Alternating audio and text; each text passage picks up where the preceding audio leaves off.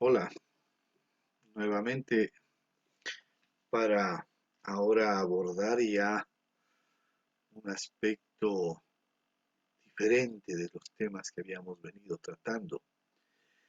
Durante todo este periodo hemos abordado lo que hacía alusión sobre todo al régimen de las asociaciones laborales. Hemos concluido ya con la apreciación sobre incluso su disolución. Y a partir de este video vamos a tratar lo que corresponde al contrato colectivo, al régimen de la contratación colectiva. Recuerden ustedes que las tres partes integrantes, diríamos, fundamentales del derecho laboral colectivo estaban justamente relacionadas con, en primer lugar, las asociaciones laborales, el derecho de asociación, el régimen de la contratación colectiva o el derecho al contrato a contratar colectivamente y finalmente lo que atañe a los conflictos colectivos. Estos tres elementos están sin duda alguna interrelacionados y como hemos visto en algún momento en las conferencias y en las conversaciones que hemos llevado adelante sobre el derecho asociativo, hemos podido determinar con claridad que no hay mejor o mayor, diríamos, entendimiento del sentido de la asociatividad, sino en función justamente de negociar colectivamente las condiciones de trabajo que los obreros o los trabajadores en general se plantean justamente frente a sus empleadores. La cuestión que hemos señalado con alguna reiteración alude justamente al hecho de que las condiciones de desigualdad en las que se mueven los trabajadores individualmente considerados y su capacidad para poder negociar el contrato o las condiciones del contrato individual, indudablemente mueven a que en el derecho laboral se proteja a los trabajadores de distintas maneras. La una hemos visto refiere justamente a la concesión de esos derechos, garantías o privilegios, como quieran ustedes llamarlo, que intentan justamente de algún modo equiparar las condiciones del contrato o de las partes en el contrato a efectos de que el trabajador o la persona trabajadora no se vea vulnerada por las capacidades que tiene el empleador y las posibilidades de disposición o de arbitramiento o de decisión con las que cuenta al ser el dueño de la fuente de trabajo. Y en consecuencia entonces el, los trabajadores se ven favorecidos justamente o amparados por la normativa del derecho laboral a través justamente de estas garantías que logran determinar pisos y techos para que no se vulneren los derechos de los trabajadores. Pero la otra opción es justamente facilitarles a los trabajadores el ejercer desde su acción colectiva esa capacidad que no tienen individualmente en la negociación de las condiciones contractuales. Y por eso es que entonces el derecho asociativo, al ser protegido, al ser tutelado, justamente intenta igualmente conducir a la misma posibilidad que las otras garantías, esto es, que los trabajadores individualmente accedan a otras condiciones en sus contratos que no las pueden conseguir por la vía de su negociación individual. La asociación laboral, decíamos entonces, tiene por elemento central el nexo que une entonces a la asociación laboral con las condiciones de trabajo de los obreros individuales individualmente es justamente la posibilidad de que a partir de ella se pueda negociar un contrato colectivo que obviamente eh, posibilite esa modificación en los contratos individuales.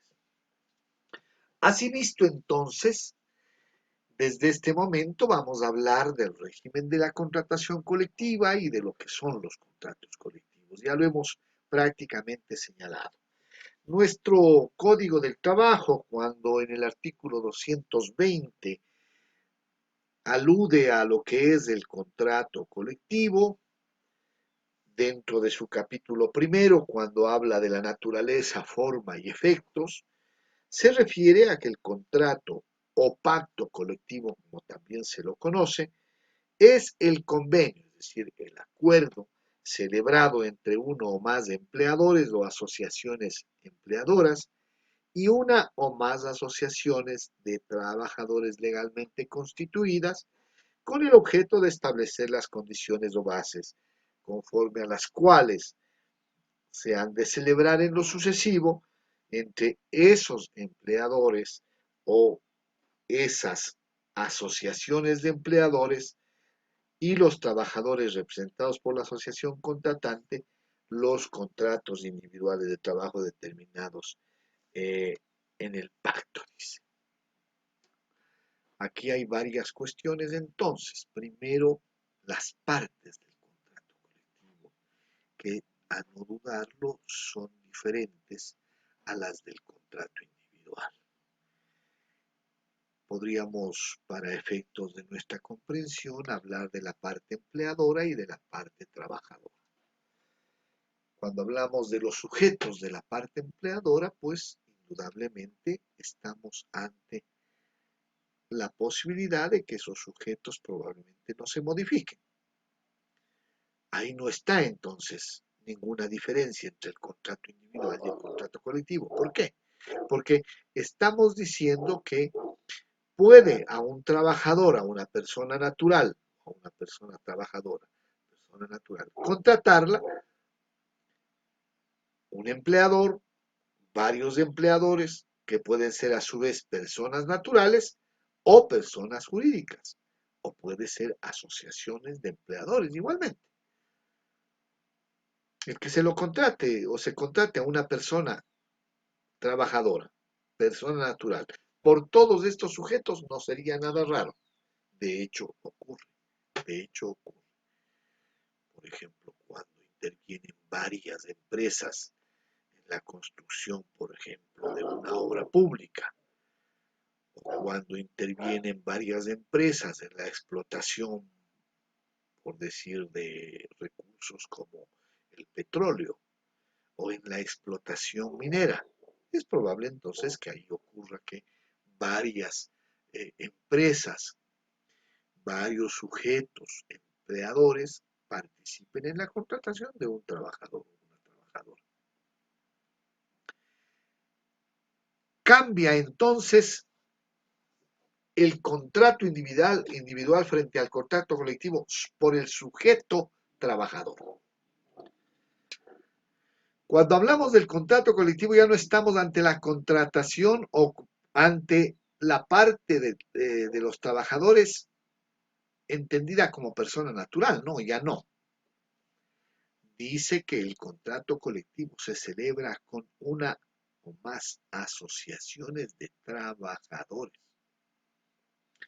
Y cuando estamos entonces ante una o más asociaciones de trabajadores legalmente constituidas, evidentemente estamos ante un sujeto que no es persona natural, sino persona jurídica.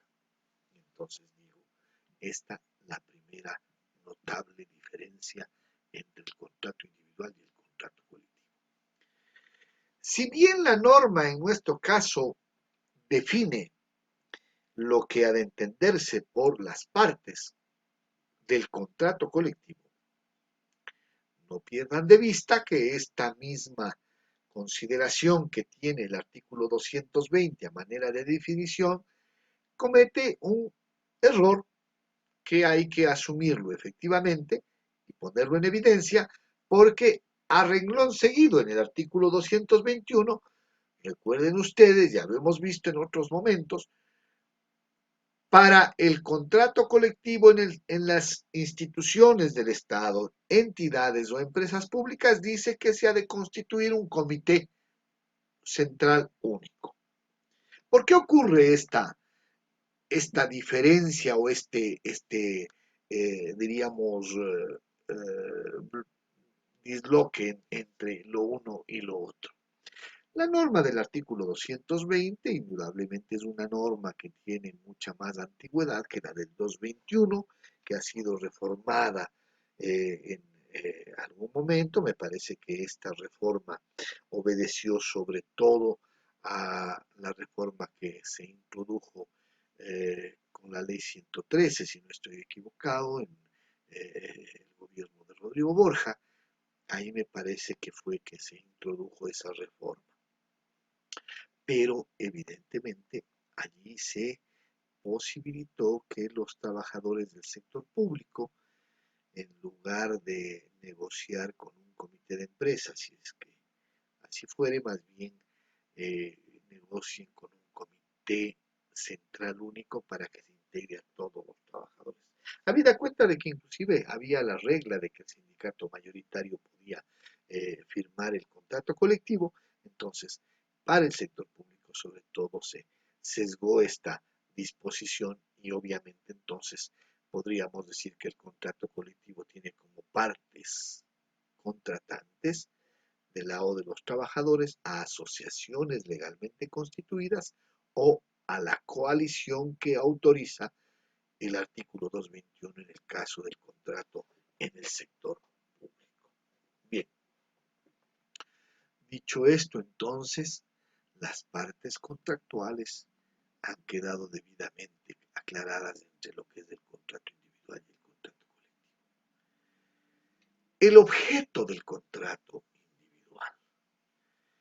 Mientras el objeto del contrato individual, recuerden ustedes, tiene como elementos esenciales a la prestación de servicios lícitos y personales, la relación de dependencia y la remuneración, el contrato colectivo puede tener muchas más cuestiones que esas.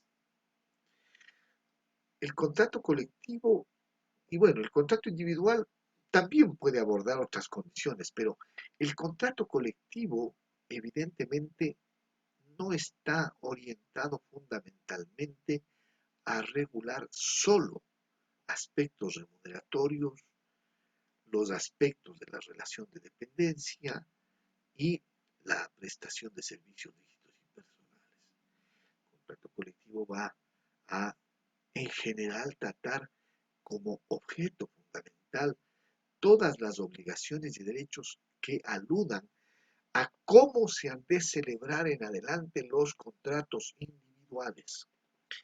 Y en tanto pretende regular entonces esas condiciones, y miren que he usado aquí una expresión que no es muy común en mí, digo, en tanto pretende regular esas condiciones, el contrato colectivo es un contrato que aparece siendo una especie de marco jurídico de los contratos individuales. Por eso es que al contrato colectivo se lo conoce como contrato norma, como contrato ley, y goza justamente de esa supremacía.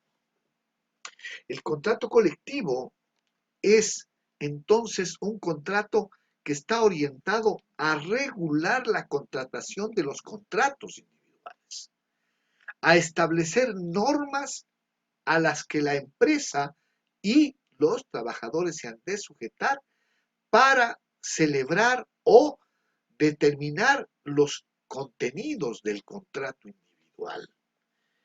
Y el momento que trata entonces todo esto, el contrato colectivo está obviamente determinando qué condiciones se han de observar en beneficio de los trabajadores. A partir entonces de la celebración del contrato colectivo es que ha de ser posible que los contratos individuales deban sujetarse a lo que dispone el contrato colectivo. Recuerden ustedes que cuando habíamos revisado el contrato individual del trabajo, habíamos visto que justamente el artículo 23 señalaba que de existir contratos colectivos en una empresa, los individuales no podrán realizarse sino en la forma y condiciones fijadas en esos contratos colectivos. Y cuando estamos entonces justamente tratando ya lo que atañe al contrato colectivo, también vamos a encontrar que el régimen jurídico nuestro establece en el artículo 244 justamente la preeminencia del contrato colectivo sobre las condiciones sobre los contratos individuales.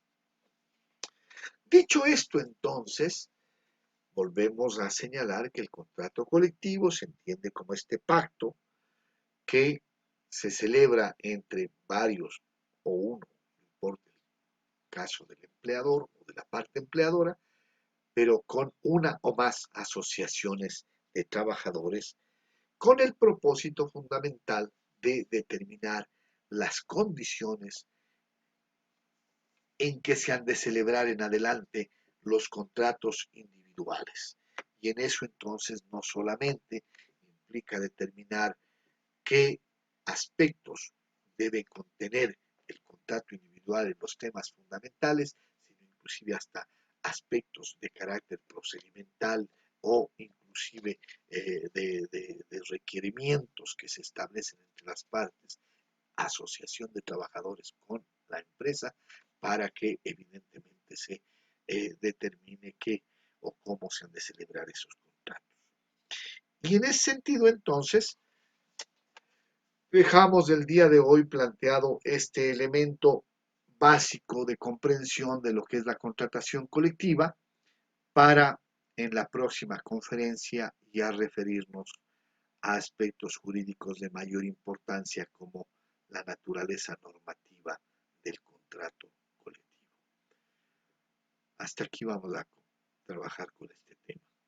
Un saludo a todos.